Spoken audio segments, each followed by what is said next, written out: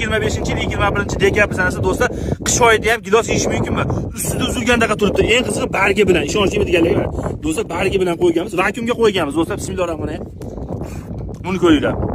Eng qizig'i ishonchli deganligi do'stlar mana. Qo'limda buni ko'ringlar. Mana do'stlar, qora qizil bo'lib ketgan. Xudo xolasa biz ishlarni boshladik do'stlar.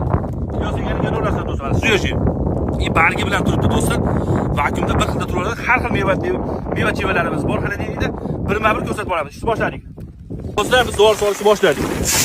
14 mingdan kilosini rasmga ma'qul sotib kelib, bog'imga olib kelib sotib, ob'yomni ko'rsating. Do'stlar, tabiatni ko'ringlar. Yomg'irdan foydalanib biz do'stlar dori solishni boshladik. Dori qanaqa qilib solinadiganligi do'stlar, bir chinidan bir tomoniga mana. Xuddi shunaqa solib ketilaveradi. Bahorgacha 6 oygacha shuni beradi do'stlar. Mana kaliy, kalsiy hammasi ichida bu dorining. Eng qizig'i pindigiz yirik bo'ladi. Kalibri gilosda yirik bo'ladi do'stlar mana. Mana shu pindiklarimiz to'lishib boradi. Do'stlar, mehnatga rank bosib qolamiz. Mevali ko'chatdan boqilaman deganlar aloqachi ko'rasiz. Sog' bo'linglar, salomat bo'linglar.